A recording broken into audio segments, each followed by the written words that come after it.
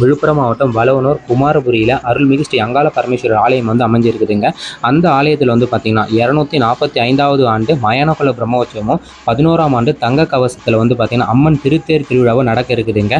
அதாவது இப்பூமியின் கண் நடுநாட்டு திருப்பதிகளில் ஒன்றான வளவனூர் குமாரபுரியில் அர்ச்சாவதாரமாய் கோவில் கொண்டு பக்தர்களுக்கு அருள் புரிந்து வரும் ஸ்ரீ அங்காள பரமேஸ்வரி அம்மனுக்கு நிகழும் மாசி மாதம் 25ஆம் தேதி, அதாவது ஆங்கில வருஷத்தில் 8/3/2024 வெள்ளிக்கிழமைக்கு பார்த்தீங்கன்னா மகா சிவராத்திரிங்க.